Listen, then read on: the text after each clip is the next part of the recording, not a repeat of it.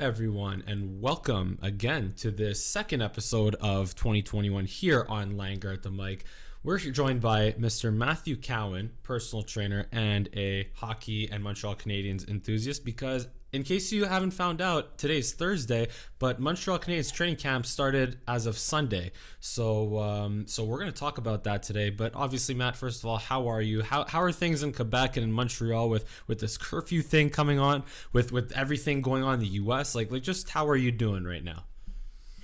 I'm personally doing great. I'm healing from my own little ODR outdoor rink injury myself, and trying not to let the news come hit me too hard. But it's a lot of craziness, so it is what it is. Got to move forward.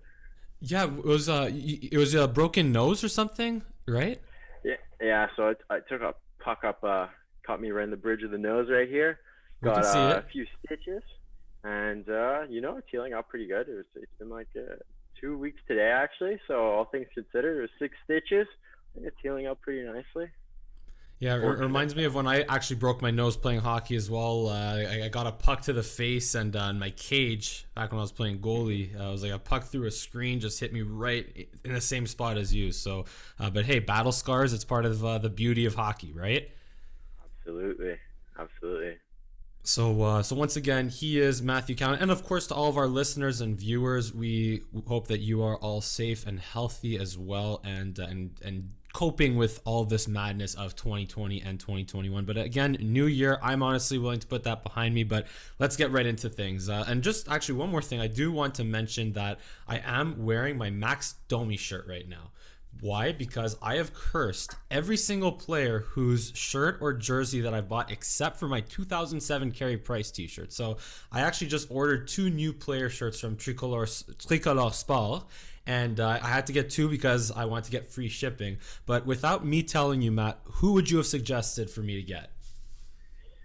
You already have the price. I'm guessing you probably went Weber. That would be a safe guess. And maybe Suzuki. So I got Nick Suzuki and Brendan Gallagher. Oh, that's a good one. I have the Gallagher one myself. That seems like a nice safe one too. Hopefully they stay. Yeah, like to me though, like when you're buying shirts or jerseys, like they got to be, you got to look at players that are under contract for a long time or that are guaranteed to be with the team for a long time, and because you don't want to buy someone that has like 1 year left and then they're gonna get traded or whatever.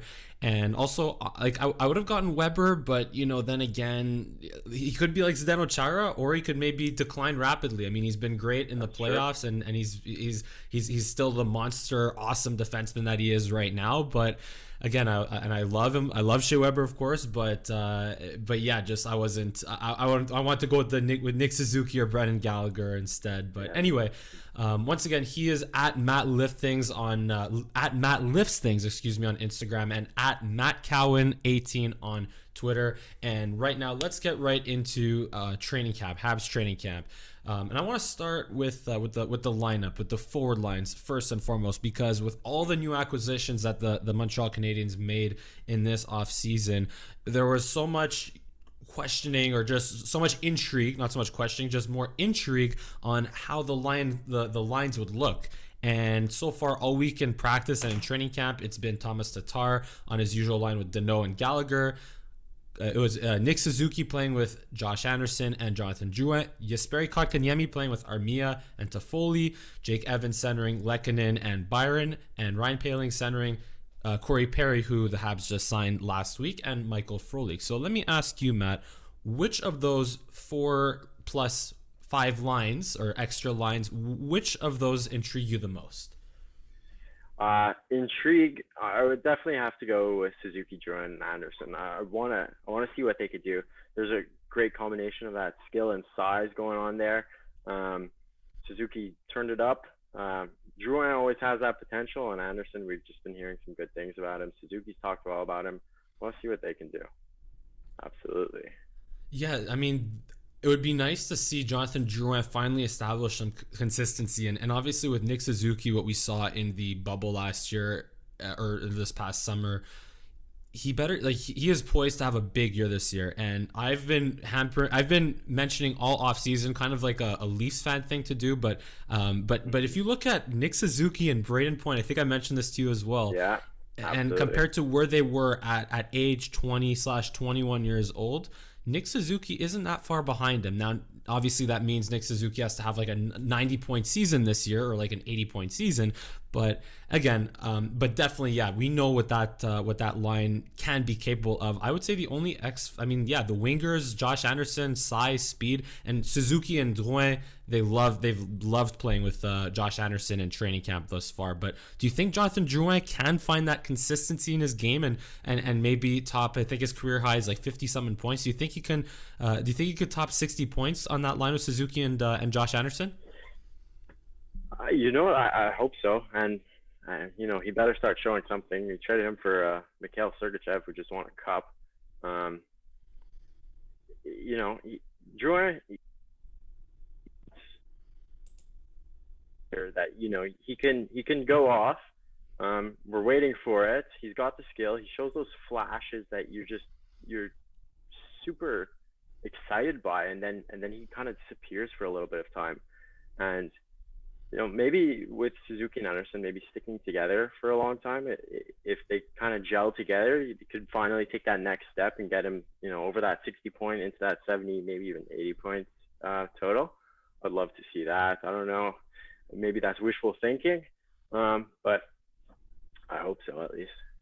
Yeah, to me, Jonathan Drouin was kind of like a tale of three seasons for him last year. If you look at Mm-hmm. before the injury, because I think that's also part of it, the health aspect as well for Drouin. And he had that he was dominant in the first bit of last season before he got hurt in November. Like I don't know, he wasn't a point per game player at like he wasn't at that level, but he was still contributing. Like every time he was on Yeah, the ice, you knew he was there, and he was playing even physical. Like he was finishing his hits on the forecheck. He was all over the place in the offensive zone. But then he got hurt, and he came back, and then he kind of it was never the same. exactly just he wasn't Yeah, the same. But then in the bubble, it was more of that. It was more of the same of what he was after the injury. But then guess what? In that Philly series, he I think was second most in points. Like he was setting up Suzuki and Armia and Gallagher. He produced in that Philly series. Even though again in that Pittsburgh series he was not as visible, he still produced in that Philly series. And I really hope we can see Jonathan Drouin perform like that this year in 2021. yeah, me too. It'd be great, great to see finally. But with that being said, the line that actually intrigues me the most, I must say, is that Kotkaniemi line. Because, whether it was Kotkaniemi or Galchenyuk before him, we always I don't want to say the Kotkaniemi apologists, but, or even Lars Eller you can point to. Mm-hmm. Basically every player that David Desharnais played over back in the day. You're always wondering if you give Lars Eller, Alex Galchenyuk, and now Jesperi Kotkaniemi good wingers, what can they do? Well, now guess what? Jesperi Kotkaniemi playing with newly acquired Tyler Toffoli and Yoel Armia. I really like that they kept Yoel Armia in the top 9. I want to see what that line can do. And even though Tyler Toffoli is a right winger and he's a right-handed shooter, it's if you put a right-handed shooter on their off wing, that puts them they are on their weak side in terms of battling for pucks in the corners, but when it comes to But it quick opens shooting them up. opportunities, exactly, like that's right in their wheelhouse. So I'm excited to see how Tyler Toffoli can perform on his off wing like that. Yeah, especially I think Kotkaniemi's also on those power play lines too. He's playing that with Gallagher, Tatar, Romanov, and Josh Anderson too. So that's an interesting power play line actually. I look forward to seeing what he could do there too. Yeah, we'll actually get to the power play lines, but I also do want to mention something else because the Habs did acquire Corey Perry last week for the former Anaheim Duck and Dallas Star, and now I honestly look if you look at the bubble, Max Domi, he came late to the bubble and was playing on the fourth line or like that extra like fifth line in practice all the time. And when the season started or the bubble started, he was kind of behind the 8 ball and only stayed on the fourth line. Now, my question regarding Corey Perry, I don't think it's an issue of not making the team, but do you think that Claude Julien and the Canadiens will slide Corey Perry into the lineup either on the fourth line or the third line? Yeah, I think maybe not opening day, the opening game. I think Corey Perry has to kind of take a spot from someone, and whether it's an injury or someone's not performing, I think he'll find his way in the first 5 games or something, but it's gonna take someone like Lehkonen to slide, show some bad performances. Maybe I hesitate to say Paul Byron too, but he's gonna players. The players, they're kind of like a bottom 3 right now. The fourth line is pretty stacked. Every line's pretty stacked. There's a good, but I keep seeing him kind of deflecting pucks on Instagram, on Twitter, everywhere. He's putting in work. He'll probably be the first one in. Yeah, and you know what? So you have to keep in mind that Paul Byron also has not consistently been healthy in the last 2 years. When he's been healthy, he's been effective. He had that 20-goal season a couple years ago, but Paul Byron, if he gets banged up, then Corey Perry can easily slide into his spot, and then you can put Lehkonen on the left side and Corey Perry on the right side. Mm-hmm. Or even if Yoel Armia is not as effective as you'd like him to be on that third line, well then maybe Corey Perry can slide into that third line. But another thing you mentioned that really intrigues me is his ability to deflect the puck, his ability to we're talking about a former 30 goal scorer, like a perennial 30-40 goal scorer back in his prime, and he even won the Rocket Richard Trophy. Yeah, like he was a regular obviously a regular on the power play, playing with Ryan Getzlaf and all that. So he knows a thing or two in terms of how to put the puck in the net in all kinds of ways. And his deflections, if you look at the goals he scored in the playoff run for the Dallas Stars, they were also off deflections and gaining good body position in front of the net and just knowing how to tip pucks in opportunistic ways to get scoring chances that led to goals. So I think that's something very valuable that, Paul Byron and Artturi Lehkonen, as tough as they are to play against, as much, speed and that perfect like fourth line grind, maybe not body checking as much, but more that tough to play against fourth line role that you want them in. They don't have that same scoring savvy that a guy like Corey Perry has. Yeah, he brings a little extra, a bit of an X factor there. He could score, he could be in front of the net. He's a very multi-dimensional player. Maybe a little less speed nowadays than he once had, or shooting prowess, but definitely has a role to play. And he could, if someone gets injured, he's a good replacement. And actually, something else that I noticed, I don't know if it was Eric Engels or I think it was John Liu or Eric Engels. I forget who exactly it was, but they tweeted out that Paul Byron was playing center for a couple of lines on that fourth line, I guess in place of maybe Jake Evans. But what if you put Lehkonen, Perry, and Paul Byron at center? I mean, I don't know if that's something that you want every day, because then you're relying on Philip Deneau to do everything in terms of like the defensive and face-off responsibilities as a center. But who knows? We'll see. Maybe it's a way to get him into the lineup. Yeah, it's definitely another option. I mean, I'd still like to see what Jake Evans could do. I'd like to give him some ice time. Like, he's a good young player. You need some ice time. You need some confidence, build it up a little. He hasn't had so much NHL experience yet. He's looked good for what he's done. It's a good problem to have, though. There's so many players you could fit in. There's also Frolik down there on that fifth line with Paling, and any of these guys could really crack the lineup on any given day. And that's a whole other story. I mean, yeah, Paling, obviously Frolik, the Habs signed him just before the holidays, but Paling as that extra center, I mean, I don't want to get too much into where he fits in, but worst case, I think he still has that spot in Laval, worst case. But if he plays well, whether it's in camp or in Laval, then, and like you said, if there's an injury or someone underperforming, then he can always come up and take Evans' spot. And yeah, I love what I've seen from Jake Evans in the playoffs last year as that fourth line center. But he is inexperienced, and especially if the Habs are going to be playing a lot of back-to-back games in this, this 56 game sprint of a regular season, then it could benefit, rotating in a Paling or maybe not so much a Perry, but a Frolik. I don't see Perry. I'd like to think Perry will be more of a regular in the lineup, but a Frolik or a Perry, sorry, not a Perry, a Paling at the bottom line, there'll be options. And like you said, great problem to have, especially in a shortened season. But with that being said, now let's turn it over to the defense pairings, where for the course of the last week, it's been Sherratt with Weber, Joel Edmondson and Jeff Petrie, and Brett Kulak and Alexander Romanov. So Of what stands out to you the most in those defensive pairings? I mean, Romanov slides right into the top six. I think when we had this talk last time, I wasn't too sure if he would be in that spot right now, but he's right there. He's in. Looks like they're going to let him start the year. Mete is out. I don't know how this taxi cab is going to work, or how many players they're going to carry exactly, but there could be some shifting through that ball defenseman. I see Kulak times.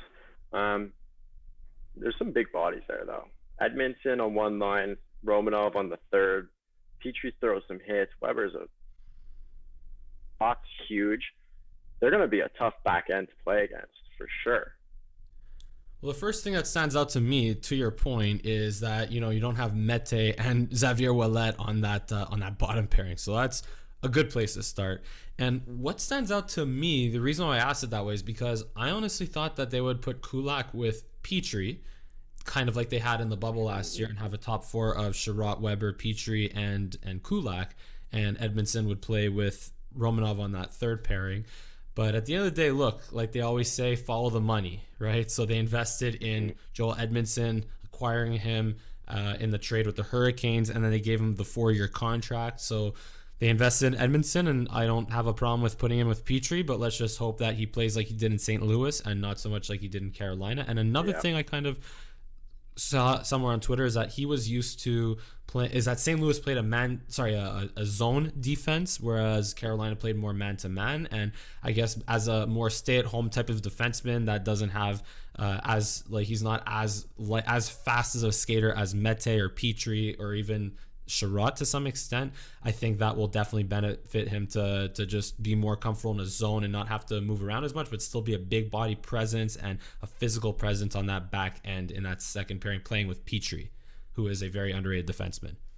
Yeah, definitely. And here's another question for you though, Matt. Like, should Romanov play on the right side or the left side? I'm not too quite sure on which side he should play. On the power play, open him up for that one-timer, but in terms of 5-on-5, as long as he's comfortable on whichever side he plays and he looks good, it doesn't really matter to me.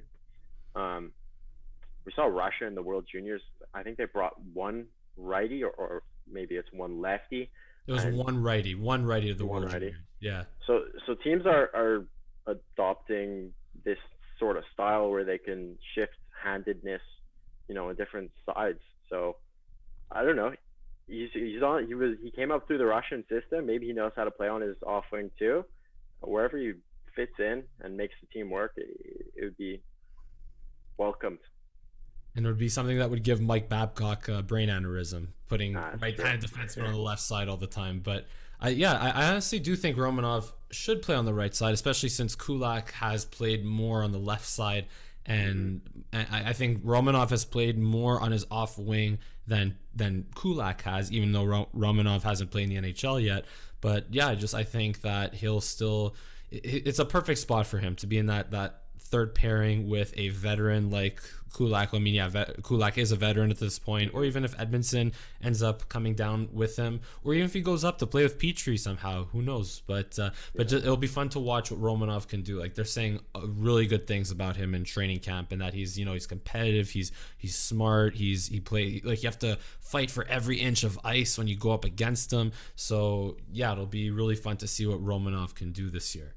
And with that being said, now let's go even further back. Let's go in goal to Carey Price and Jake Allen. I think we know what we can expect from Price and Jake Allen, and the fact that they will be a very good 1-2 tandem. Although I don't think the Score Mobile thinks so, because they didn't have them in their top 5 goalie tandems, which is another story which we won't get into. But all I will ask you though, Matt, is do you prefer Carey Price in all red or all white? The pads, you mean? I don't really care as long as there's that black rubber mark on his pads, and that would be my favorite color. As long as he's stopping the puck, it doesn't matter to me.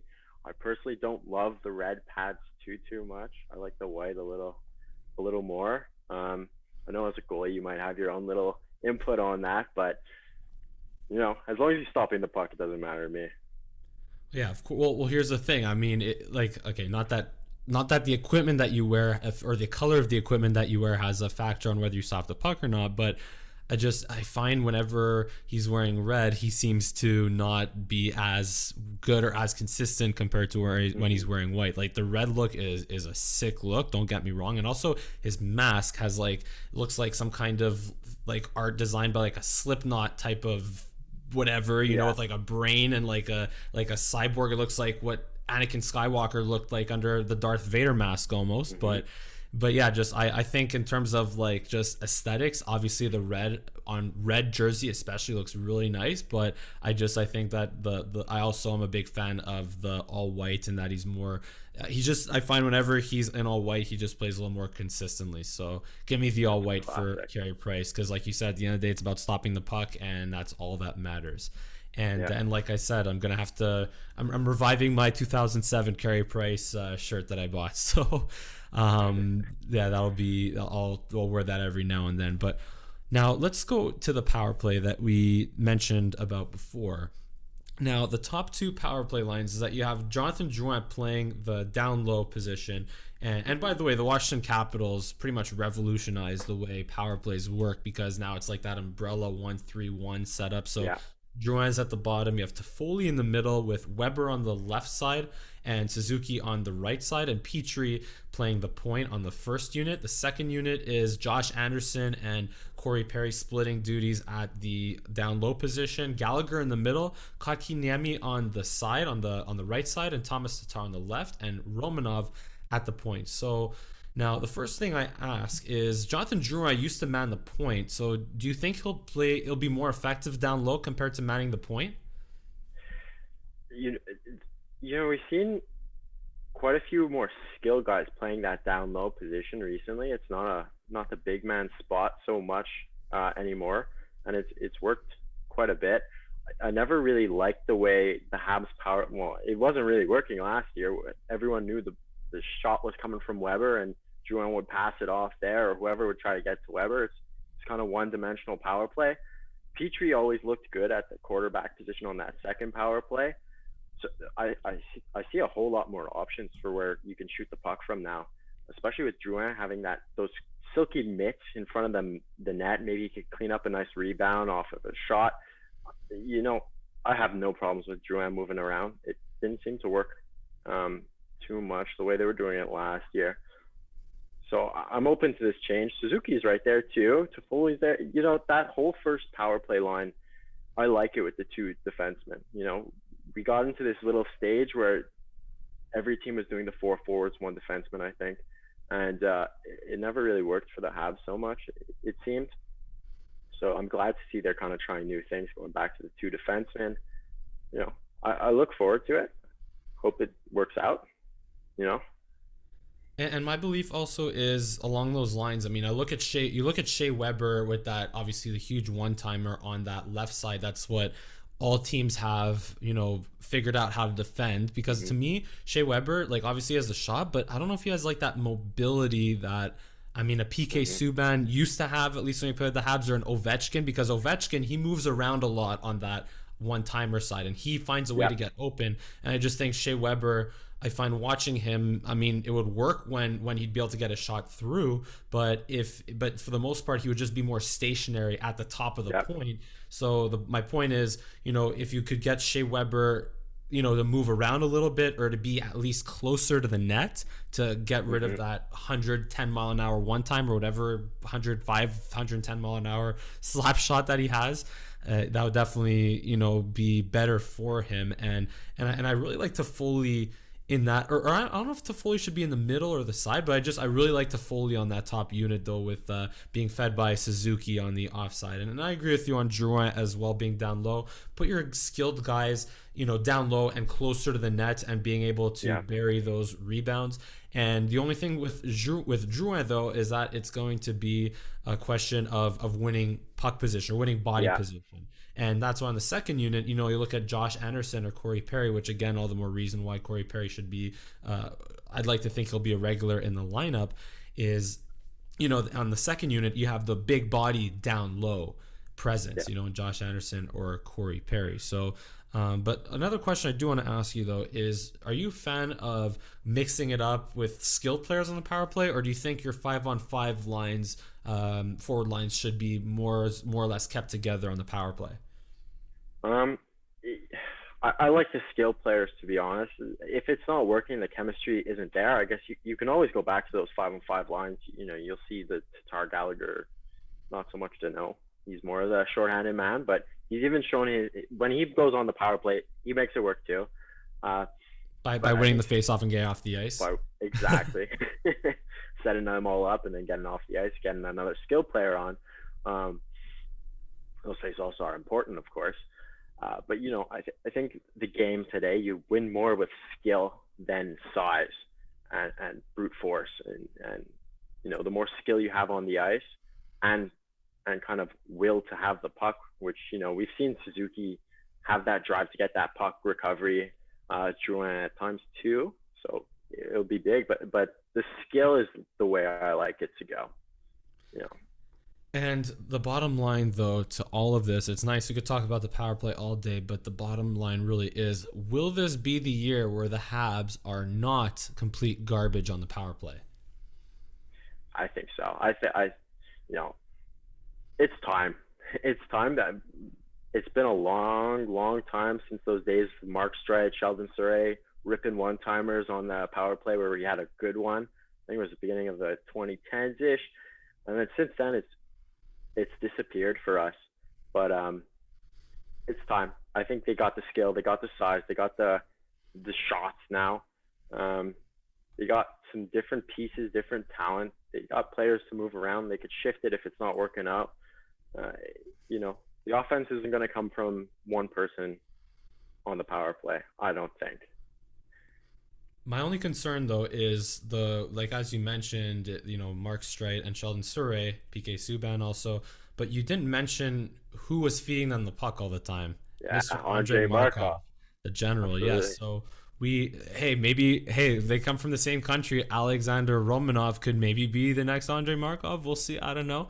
I mean, that would be asking a lot of the kid, and I don't want to put those expectations out there, so I should Yeah. retract that for now. But all this to say is that I feel like that void that Andrei Markov left when he was no longer on the Montreal Canadiens has still not been filled, and I Hmm. would say like it's just gonna have to be, like you said, just a combination of skill and making it work as a team, and not just like Markov putting it on a plate for Mark Strider, Sheldon Surrey, or PK Subban to tee off. So yeah.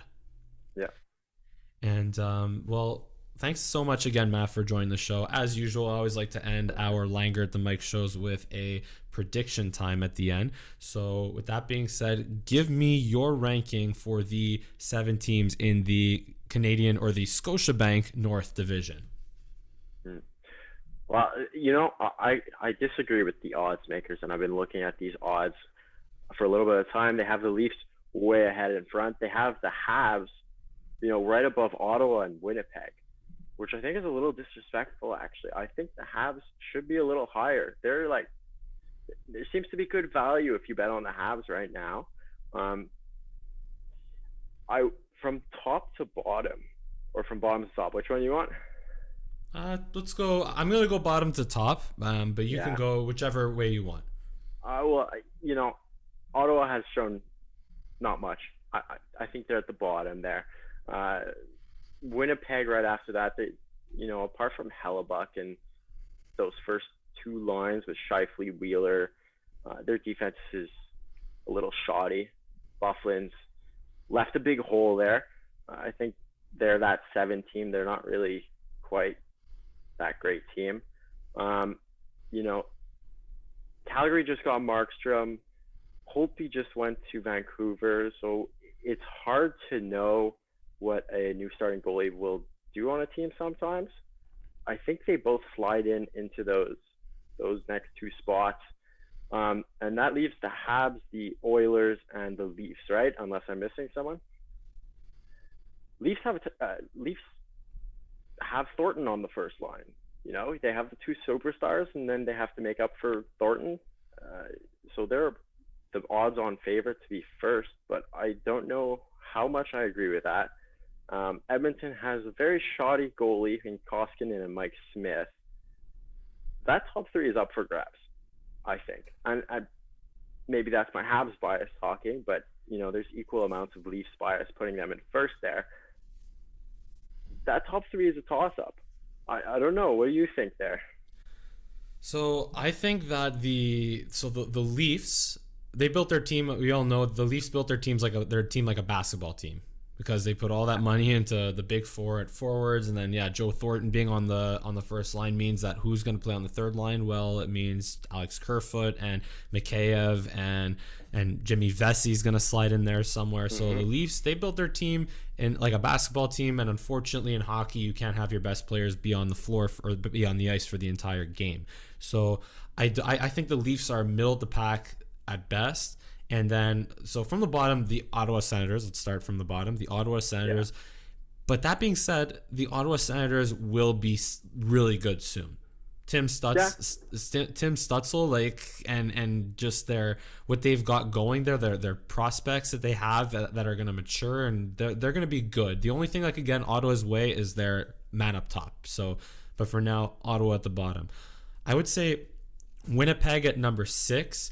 I think like Winnipeg has Kyle Connor, Blake Wheeler, Mark Scheifele, like they have, and Connor Hellebuck, but it's their defense that is missing. And I think they need to show that they can take the next step from last year. So give me Winnipeg at 6.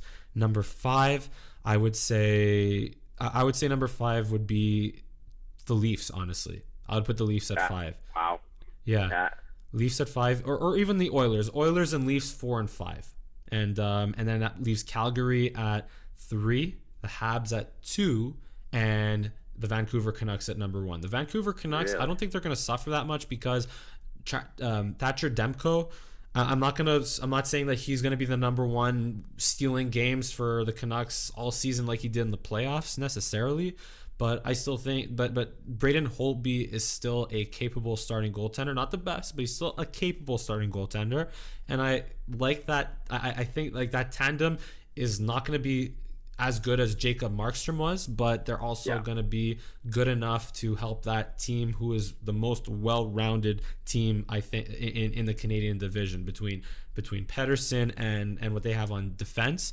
Like they have the combination of top heavy but also well rounded, and Montreal has the deepest roster on paper right now. The Habs definitely have the deepest roster, but just to me, Vancouver's still the most well rounded team. So I'd say Vancouver, Montreal 2nd, Calgary 3rd.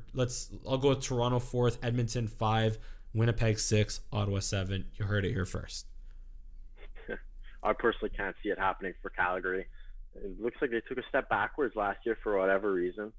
But Markstrom is a great goalie coming over from Vancouver, or at least he's developed into one over the past year and a bit. So maybe they finally found their goaltender. Can he stay healthy, though, is the question. That's true. That's a good one.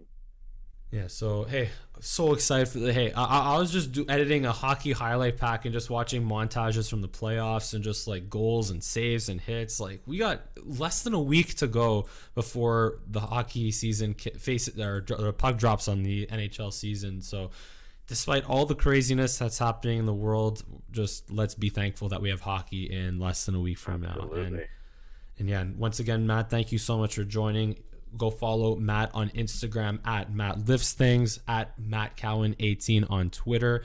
And of course, I'm Mike Langer on both Twitter and on Instagram. Give us a big thumbs up on this video and subscribe here to Langer at the Mic. And this has been a Montreal Canadiens training camp edition of Langer at the Mic. Thank you so much for watching. We look forward to seeing you again next time.